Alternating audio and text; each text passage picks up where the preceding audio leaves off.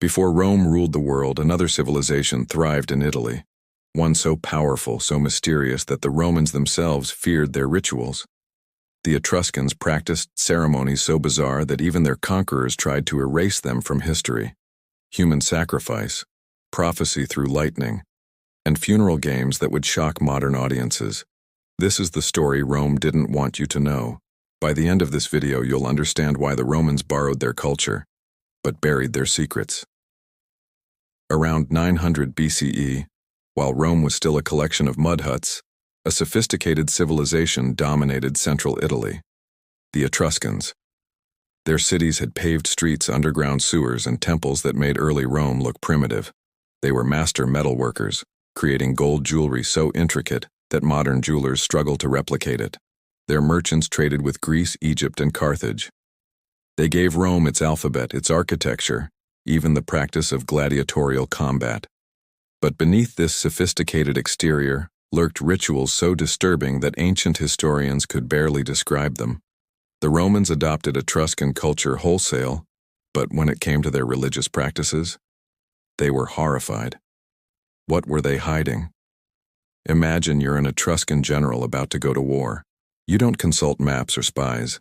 Instead, you call for a haruspice, a priest who reads the future in animal guts. The ritual was precise.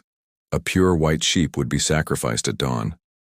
The haruspice would cut open the animal and remove the liver, examining every lobe, every discoloration, every vein. The liver was considered the seat of the soul, a microcosm of the universe itself. We know exactly how they did this, because the Etruscans left us a cheat sheet. The bronze liver of Piacenza. It's a 2,000-year-old instruction manual divided into 40 sections, each corresponding to a different god and omen. Find a spot on section 14. That's controlled by the god Tin. If it's dark and diseased, your army will be destroyed. The Romans were so impressed they made haruspice an official state practice. But here's what's disturbing. Ancient sources hint that when animal organs were not available during emergencies, human organs were examined instead. The Etruscans didn't just fear lightning, they worshipped it. They believed their chief god, Tina, had 3 types of thunderbolts at his disposal. The first type was a warning, a shot across the bow. The second required approval from 12 other gods and brought punishment.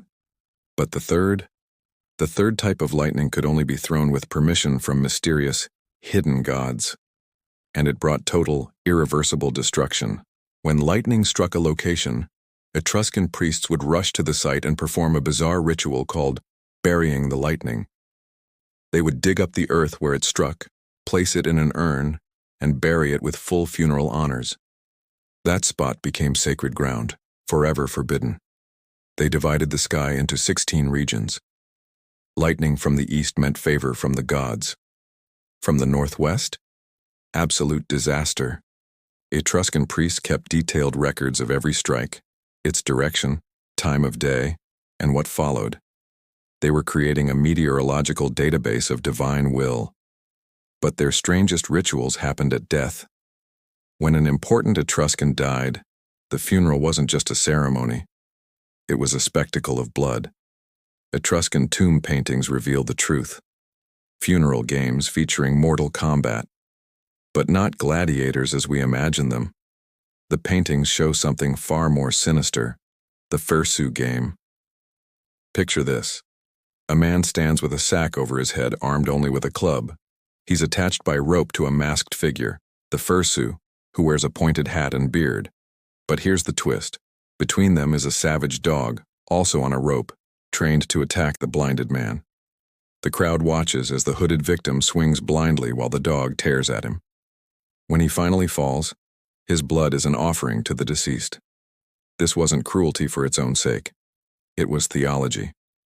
The Etruscans believed the dead needed to be entertained and nourished in the afterlife. Blood spilled at the tomb would sustain the deceased on their journey to the underworld. After the games came feasting. The dead were buried with food, wine, and their favorite possessions. Tomb paintings show eternal banquets where the deceased recline with their spouses, drinking and celebrating. Death wasn't an end. It was a transition to an endless party. But only if the proper blood sacrifices were made. The Etruscan afterlife wasn't peaceful.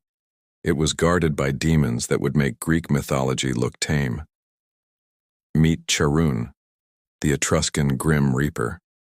Blue-skinned, with pointed ears and a massive hammer, he waited at the threshold between life and death.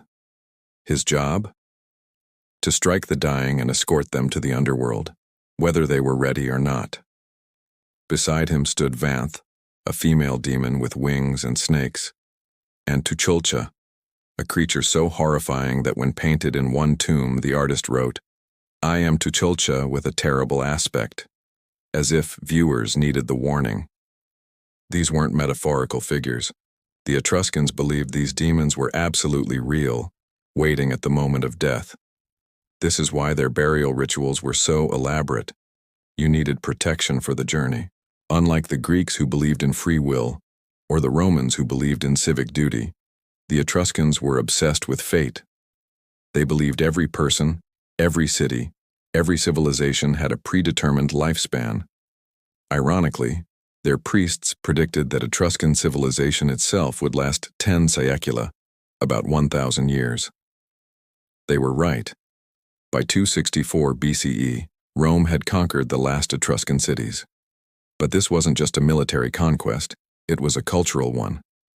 The Romans borrowed everything: architecture, engineering, religious ceremonies, even fashion. But they systematically destroyed Etruscan religious texts.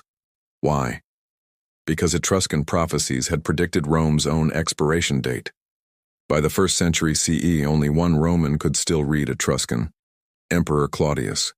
He wrote a 20-volume history of the Etruscans, desperately trying to preserve their knowledge. Every single volume was lost. Some historians believe they were intentionally destroyed.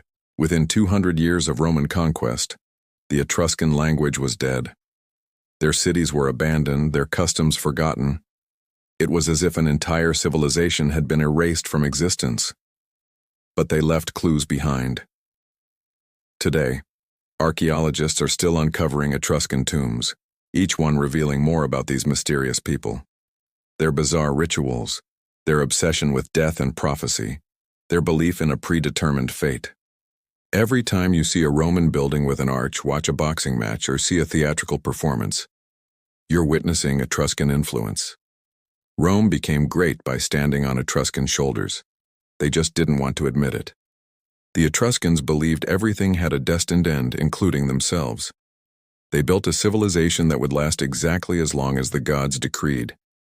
And when their time came, they vanished, leaving behind only tombs, mysteries, and rituals so bizarre that even their conquerors couldn't fully erase them. If you found this fascinating, be sure to like this video and subscribe for more forgotten history the textbooks won't tell you. Thanks for watching.